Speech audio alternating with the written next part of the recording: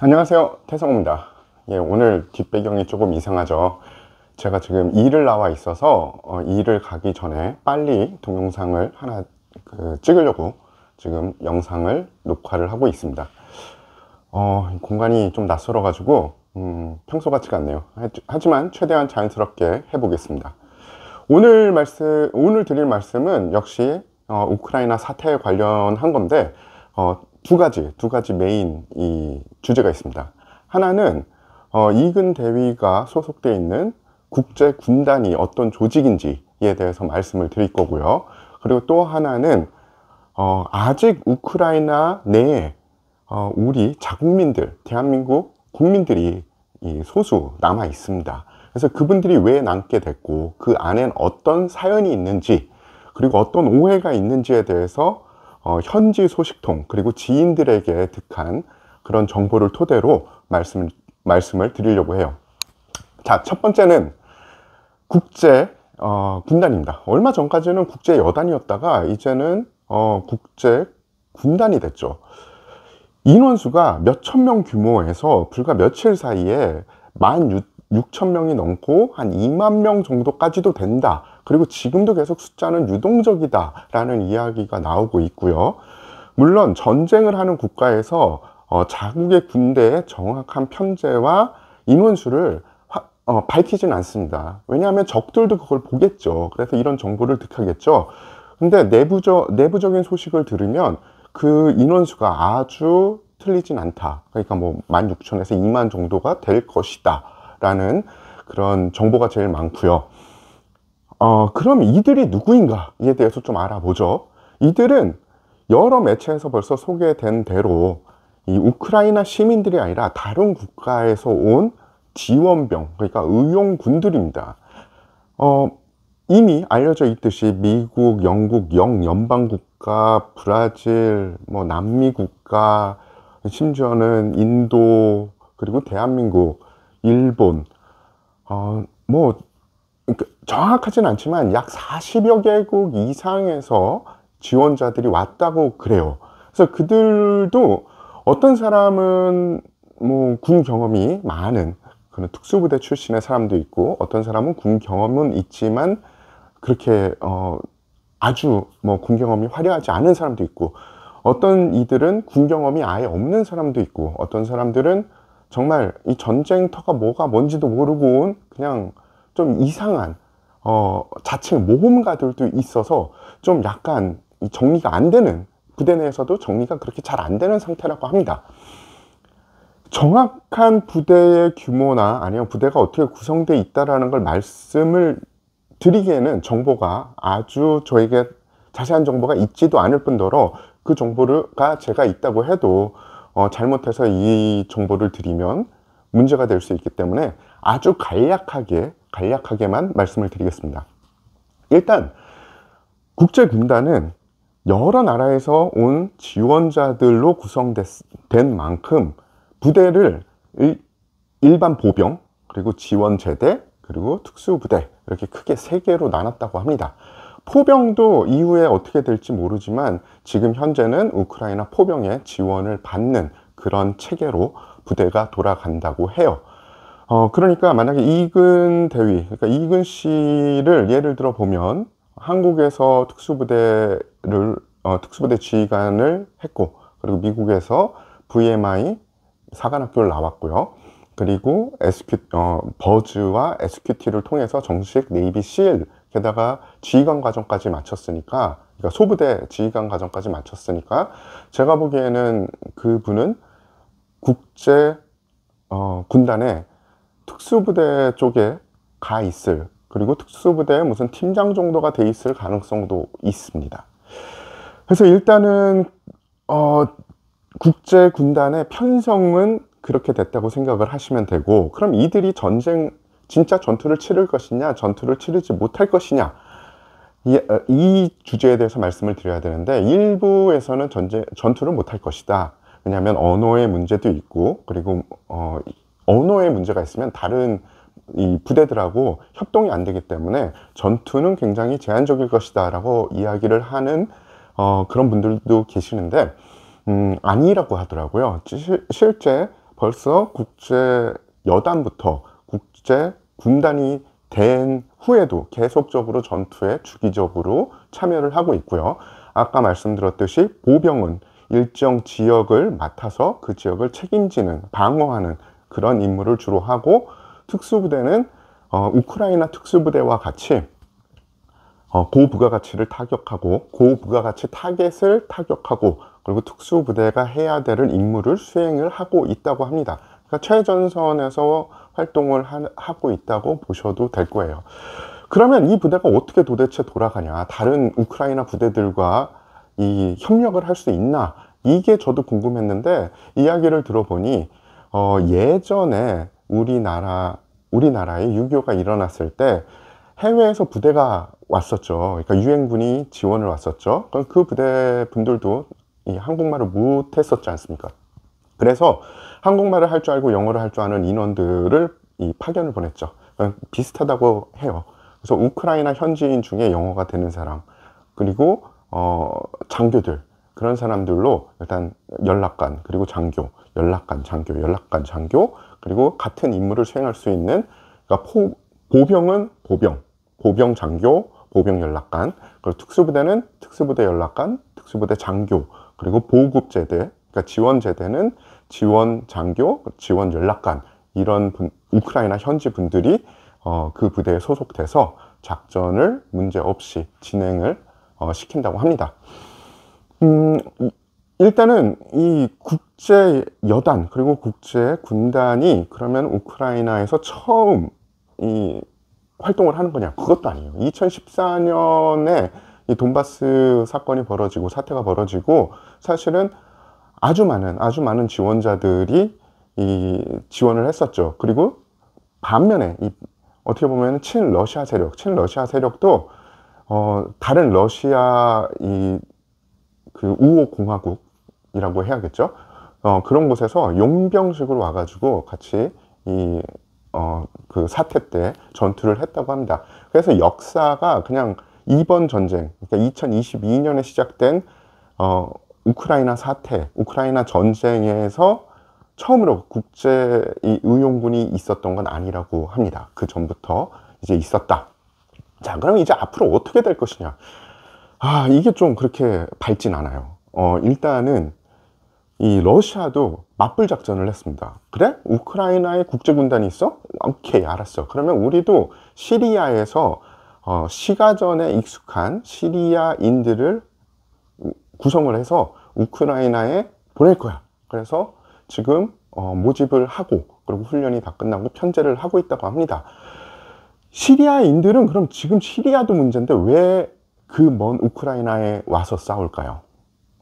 예, 어떻게 보면 이건 내피셜일 수도 있지만 사실은 시리아에서 이 활동을 하는 러시아군이 지금 있죠. 그럼 어떻게 보면 그들이 정예고 전쟁 경험이 많습니다. 우크라이나 사태, 우크라이나 전쟁이 지금 굉장히 고전을 하고 있죠. 러시아군이 지금 굉장히 고전하고 있으니까 정말 그 모든 병력들을 동원하고 싶을 거예요. 근데 러시아에 있는 그 병력을 빼면 제 생각에는 아사드 대통령이 얼마 안 가서 힘을 잃고 아마 권좌에서 물러나는 것뿐만이 아니라 처형을 당할 수도 있어요.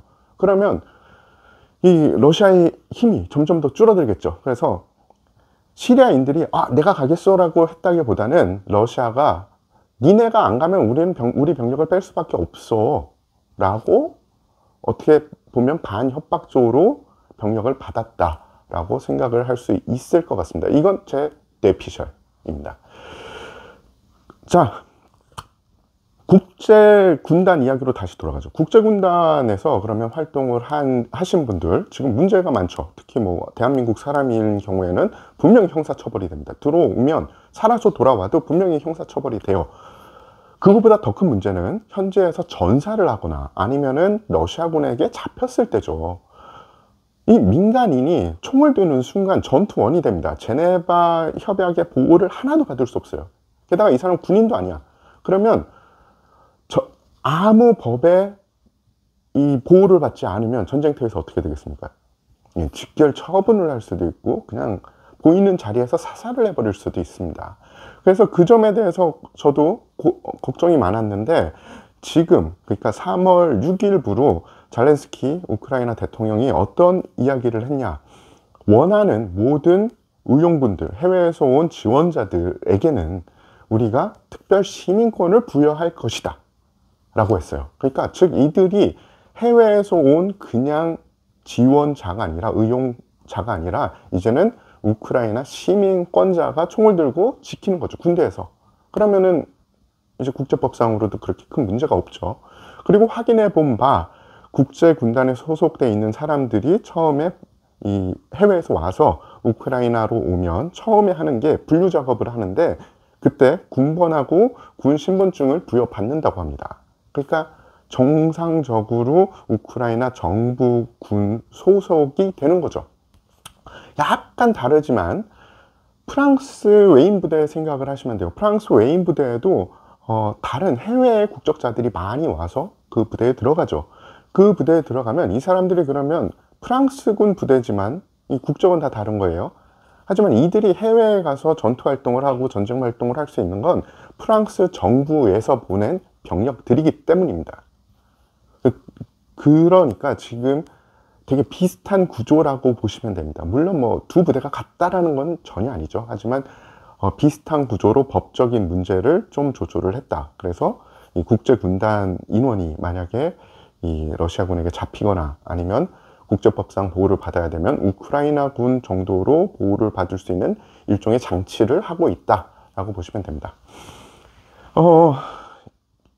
이들이 앞으로 전투를 어떻게 하고 어떻게 진행이 될지는 모릅니다. 사실 솔직히 모르는데, 최대한 이 전투가, 이 전쟁이 좀 빨리 끝나서 우크라이나 시민들도 고통을 덜 받고, 그리고 사실 전쟁을 하면 전쟁을 일으킨 러시아 시민들도 고통을 받아요. 지금 경제 제재가 얼마나 심각합니까?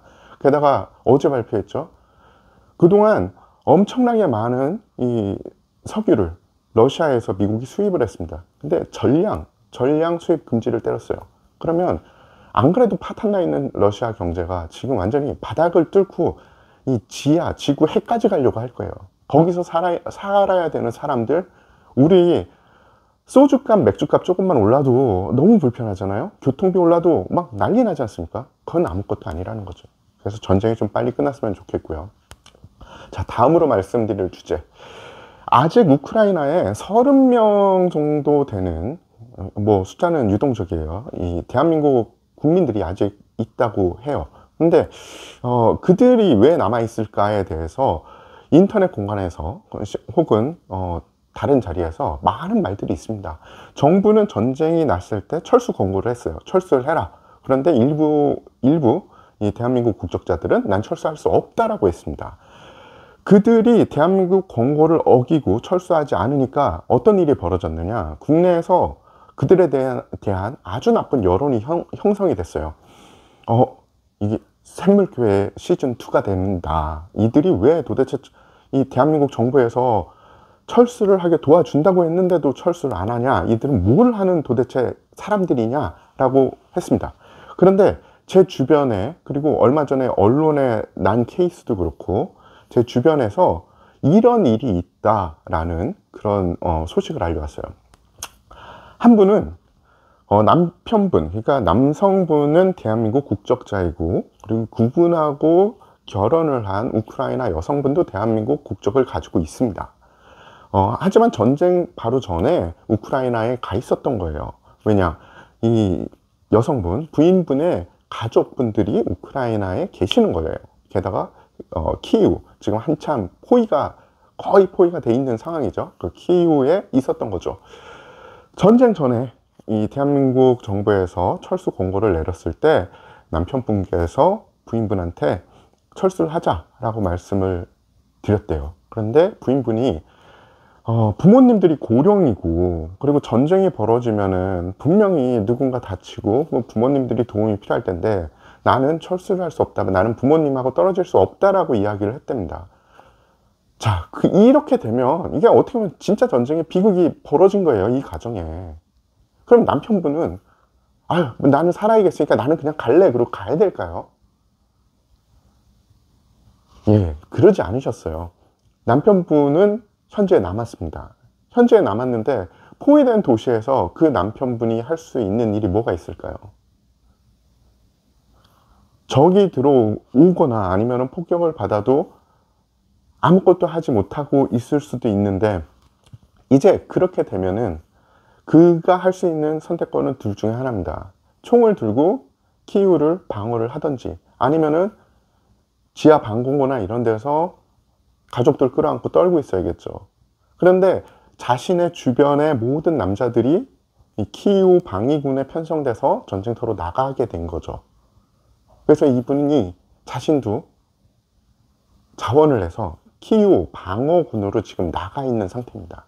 그리고 소식이 지난주 정도까지는 이 야외에, 그러니까 러시아군이 돌파할 수 있는 야외 쪽에 방어 진지를 편성을 해서 거기에 이제 들어가 계신 걸 알았는데, 이제 지금은 소식이 끊겨 있어요.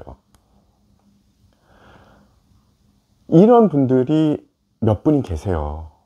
물론 그 남으신 분들 중에 몇 분은 조금 개인적인 이유로 남으신 분들이 있어요. 그런 분들은 제 생각에는 뭐 그분들의 나름 사정이 있겠지만 최대한 전쟁에서는 살아남는 게 최고입니다. 그래서 만약에 이런 조금 전에 말씀드린 그런 케이스가 아니라면 어느 정도는 포기하고 나오시는 게 낫다. 지금이라도 만약에 철수할 수 있으면 철수를 하고 전쟁이 끝난 다음에 다시 가셔서, 물론 아까운 게 많으시겠죠. 그동안 이룩한 거를 그냥 다 놔두고 와야 되니까 그 마음은 10분 이해하나, 개인적인 그런 것들이라면 그래도 포기를 하고, 목숨보다 중요한 게 세상에 어디 있겠습니까?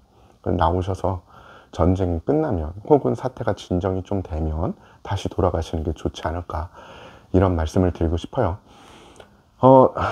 이 편집을 잘해야 되는데 편집할 시간과 그리고 이 도구 같은 게 없어요. 그리고 사태가 워낙에 급박하게 돌아가다 보니까 앞으로, 그리고 제가 지금 다른 일에 매여 있다 보니까 한동안은 이런 식으로 편집이 없이 그냥 동영상이 올라갈 수도 있고요.